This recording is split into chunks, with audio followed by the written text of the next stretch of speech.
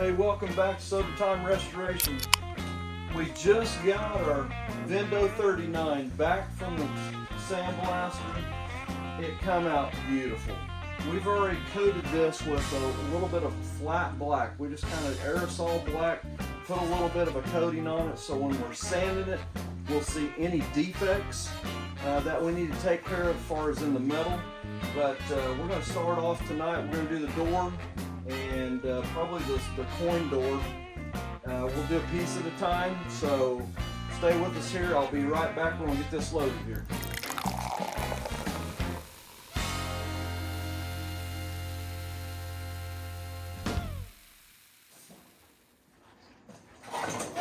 One thing we're going to do, and I probably should have did it, but I didn't think there was any issues, is we're going to take that plastic chute out of there. And I probably should have done it, but I thought it was on really good, so I didn't want to mess with it. I usually grab these and if they don't wiggle, but it seems like just a little bit of moving around, it's gotten loose.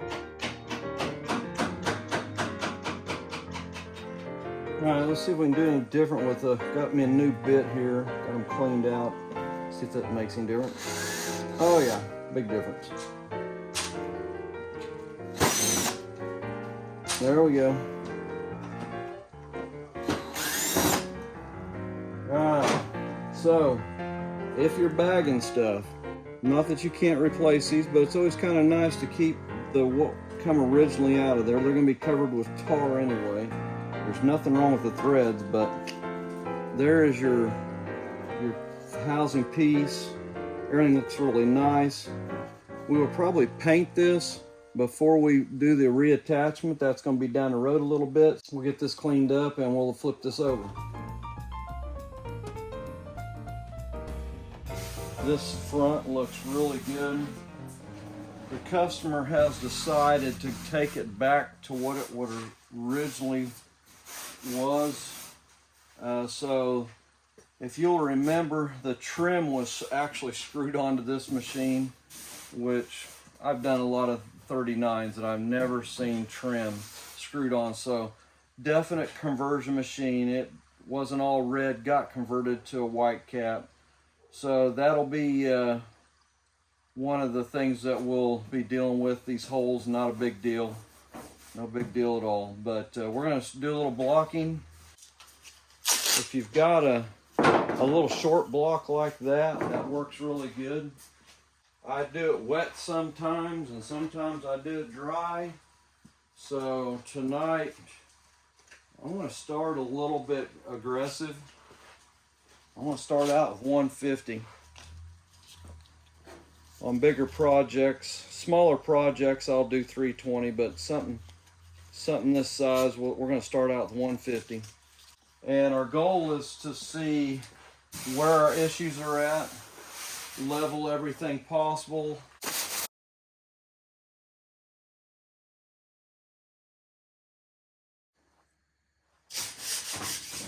So I'm gonna get some Scotch-Brite next.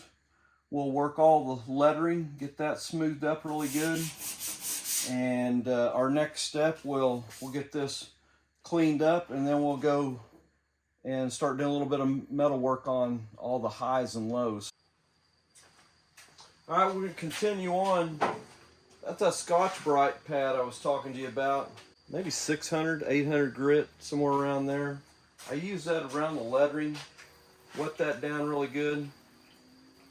If you've got a regular long block, use that when you're working your edges. This will get down in the grooves.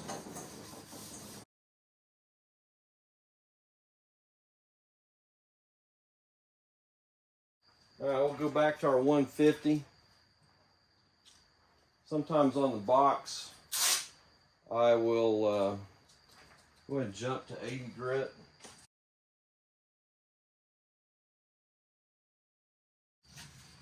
So blocking stage, I'm going to say we're pretty close. I've went over about everything that I wanted to see. I will take probably the DA out and probably go over it with 180. So here's an update. I ended up using 80. Still on the epoxy, but I'm going to show you, I've just done the outside of the box. We got 80 grit on a DA pad, 6-inch, stick it. But I'll show you how it's coming off on the back here.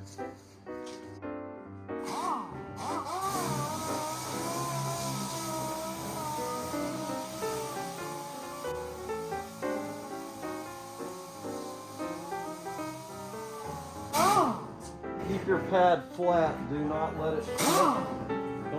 Don't try to get a little extra by tipping it up like this. Try to keep it flat. You can put some pressure on the front, but don't tip it up like that or you're going to be digging in.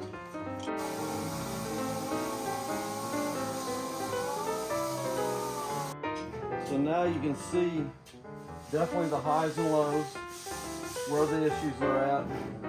One thing good about a guide coat, that will keep that so you can see where that's at.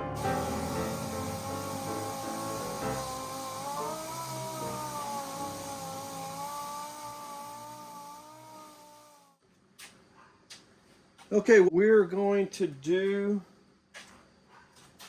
the repair on the inside. A little bit of fiberglass. It's where our water fountain was at. Take you a little bit of 80 grit. You got a little 80 grit sandpaper. We're going to scrub that a little bit. We just want that fiberglass to set up on there really good. Wipe it down real good.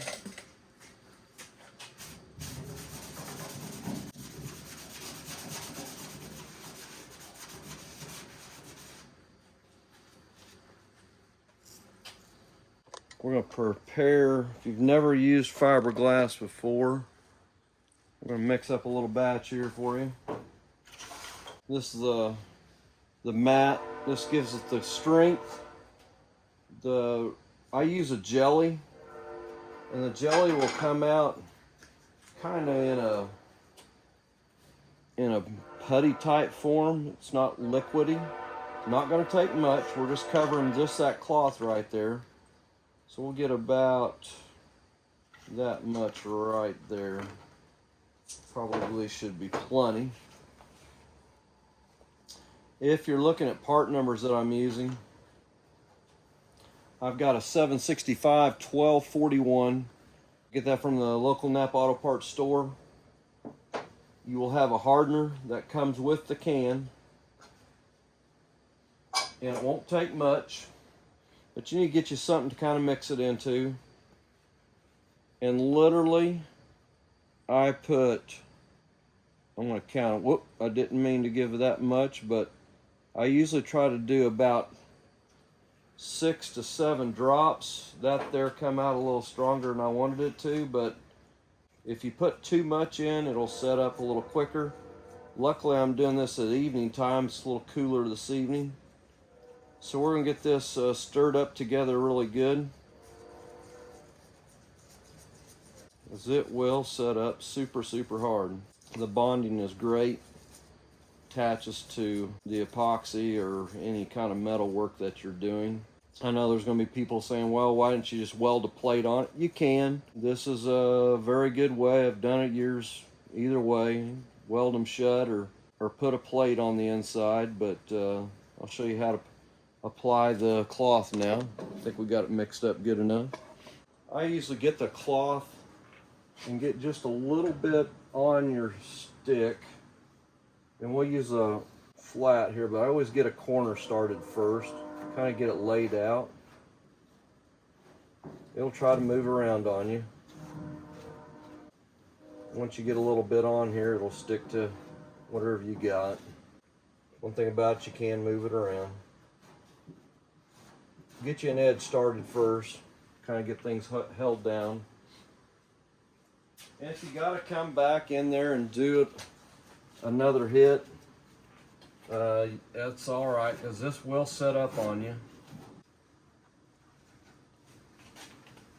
Get you a spreader and just kind of spread it out like you're going to do body filler. Work it both ways. One reason to have gloves on, and boy, you talk about some stuff to get off. So definitely get you some gloves on. So let me mix up a little bit more.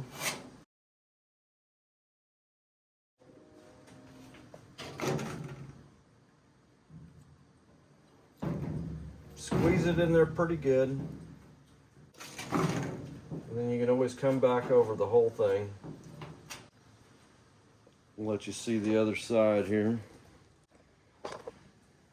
And if you want, take what you got left, squeeze that into this side here. I would say definitely let that set up overnight before you do any kind of body work over the top of that. Tomorrow, that should be hard as a rock. If on a Vendo 39, you got some little pinholes down here, which is a common, but this machine had none.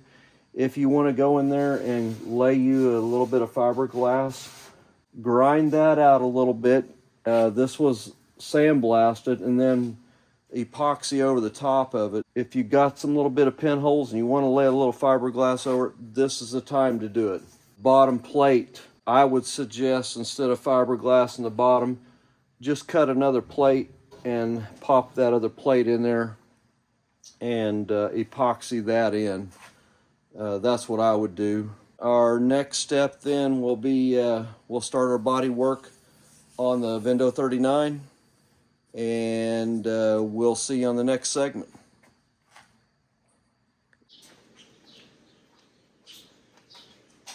Hey, welcome back to Sodatime Restoration.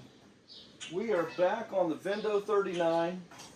Today, we're going to try to accomplish a few things. We have went through stripping it all the way down to bare metal, put the epoxy coating on, come back in, did surfacing, any kind of metal areas that had some imperfection, we have fixed those. I've got one coat of 2K primer now on some of that body work. I'm doing the final 2K primer, probably an extra step I don't need to do, but just to be for sure, I've got everything just as smooth as I possibly can get it. So this is kind of where I'm at. I'm at 320 paper. I'm going to go over the whole system with 320, just kind of a quick hit, just get everything, any sanding marks that I've got in it, but I have pretty well got down to about 320. Most of my blocking was done with either probably 180 or 220. And then I like to get to 320 before I put that last coat of 2K down.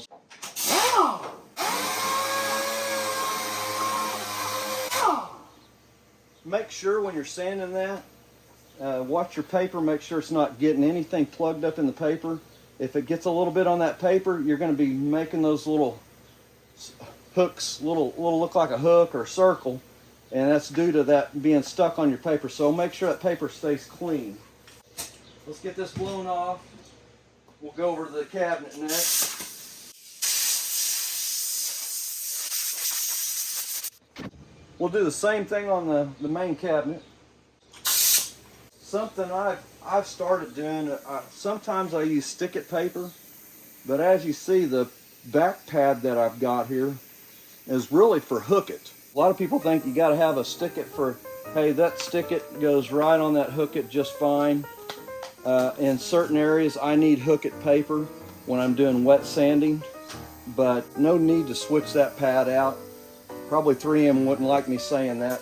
They'd rather sell you another pad, but that stick-it pad will go right on that hook-it. So we're going to take this down to 320 grit. Doesn't take much. We're pretty close already. And then we'll wipe everything down. Make sure to check your pad every once in a while. Give it a hit. Usually a Scotch-Brite pad on those vents. Coarseness about 600 grit. If you've done any body work, you want to make sure that all kind of feathers out.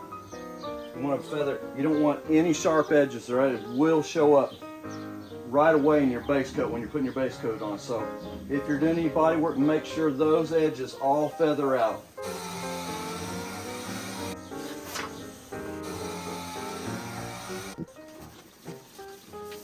Let's get it everything blown off of it, and I'll show you how to wipe it down.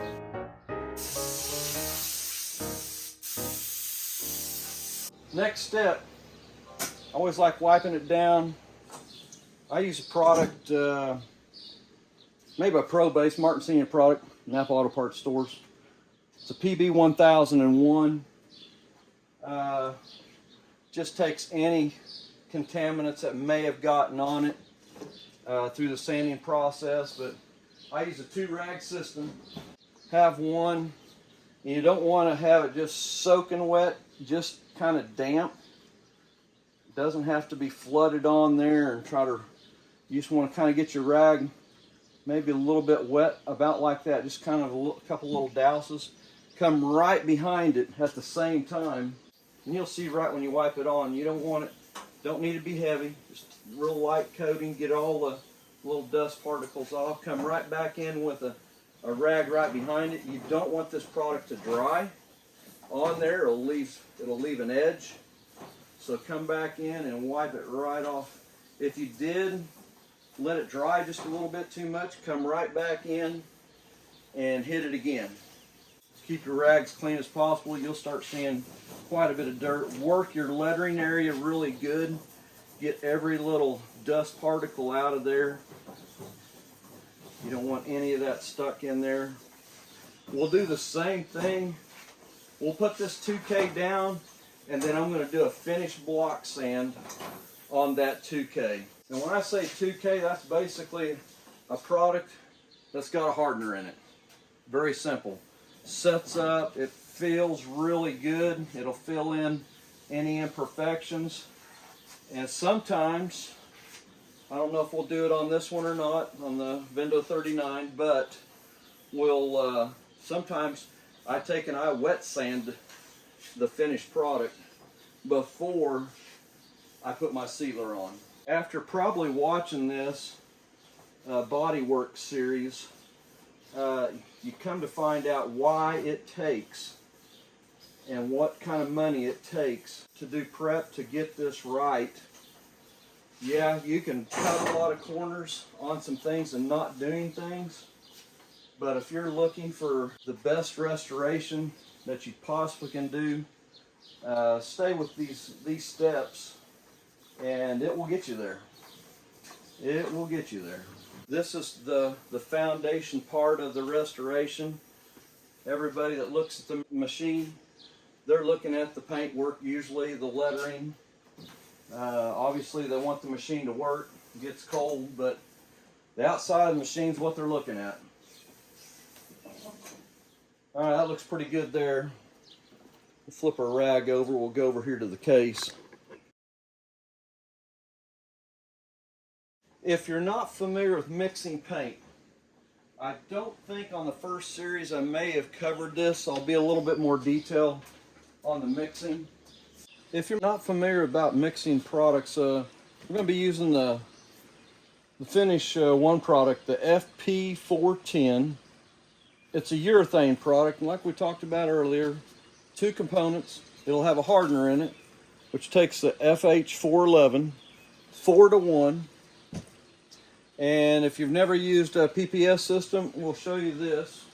Let me go grab a liner right quick. You'll have a liner that goes in the cup holder. You'll stick the liner in there. And then if you've got a 4-to-1 ratio, which usually you'll see that, 4 parts of this product, of your primer, and 1 part hardener. So if you don't understand ratios, PPS makes it a little bit easier for you. So you'll see this 4-1-to-1 ratio, which we won't use the last ratio because it doesn't have a reducer. But we're going to do a 4-to-1 ratio. So I'm thinking probably to cover what we need for this evening, I'm going to probably use this 5 ratio right now. So I'm going to get about that much primer. So we're going to go to 5 on the main component, which is a primer. Then you pour up to the next 5 for the hardener. That's it. If you had one more part of, let's say you had a reducer that you wanted to put in there, you go up to the next 5. So you always stay on the same increments on each one. Hopefully that's clear as mud. We'll see, but put in the comments if you don't understand that. I can show you a couple other things to do, but that's what we're going to use tonight. Always stir or shake this can first, which we've done, but I always like to stir that because you will feel a little bit of that in the bottom. If you got a shaker, oh, that's a plus. If I was at the store, I probably should have pre-shook this before I took it home to the shop. But you'll feel it if you can get all that at the bottom. You want to get it all stirred up really good. You don't want to pour it straight off the top. All you're going to be getting is resins. We'll pour up to that first line.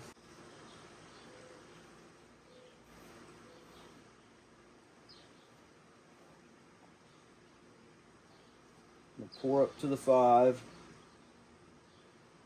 Now we're going to pour up to the next 5, which is going to be the hardener, the FH411.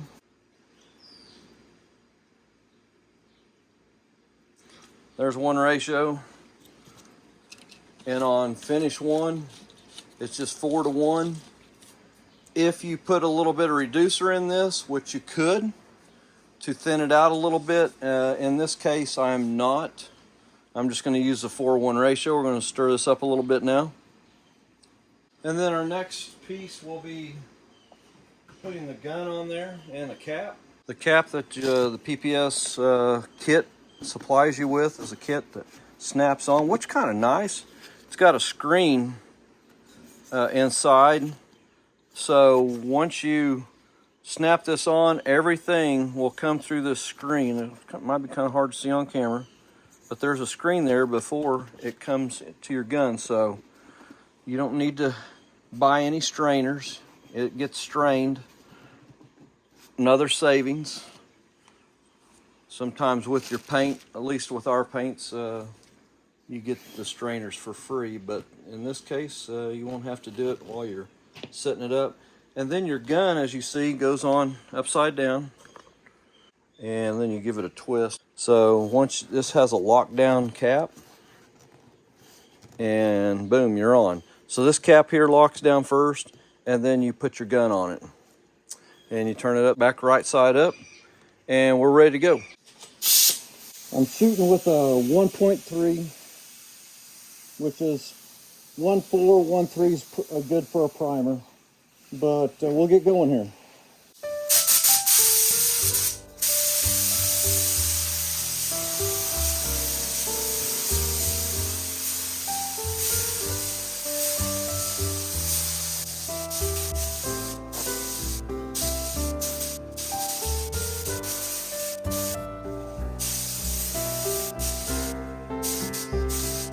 Okay, we'll go over to the case now.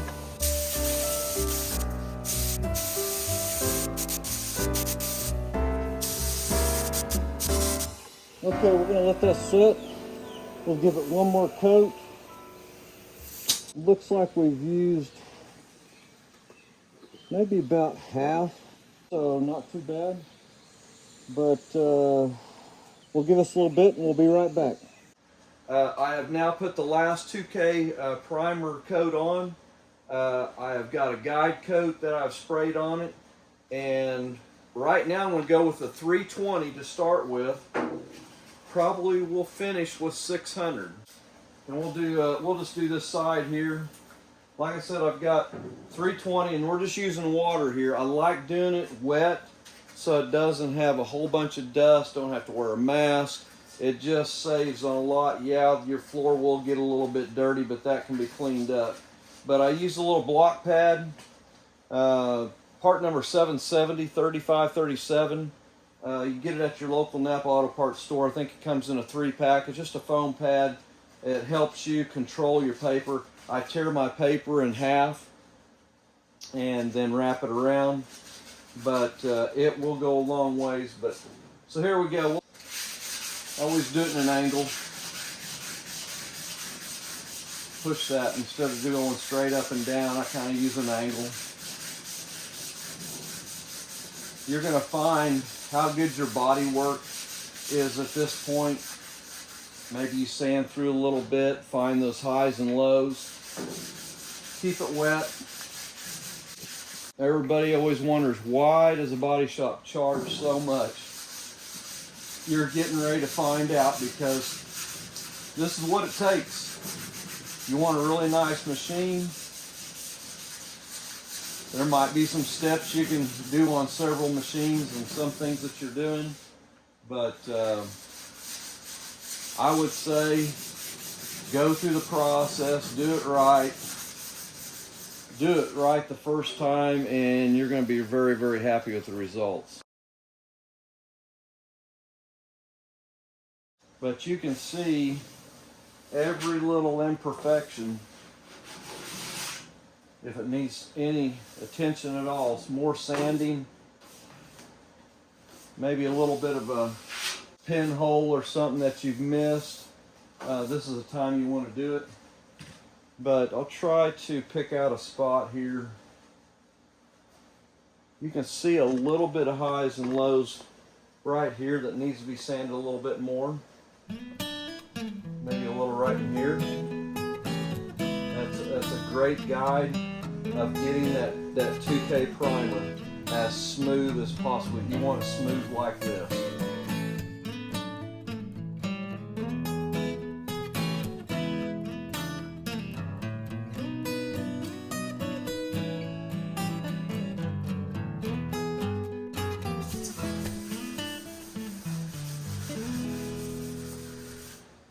My process, probably on this machine, people ask me how long it takes me to get this. Well, I'll have to go back, but I'd say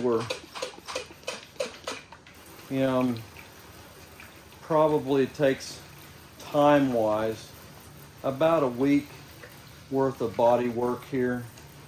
And I'm not doing it all day long, obviously, for that. This is just doing it in the evenings. Once we get to the paint stage, it goes a little quicker, but this is the slow part. This is the part you want to do right. All right, we're going to wipe that down. We're going to finish up this back yet tonight. And tomorrow, we will get the sealer applied on this, and your next steps that we'll have some, hopefully this all being red, so. Hey, thanks for staying with us. Maybe a little bit of a long video for just a sanding, but I appreciate it. Hit that subscribe button. Hopefully on the next video series, we'll have this thing all in red. But thanks again, and we'll see you on the next one.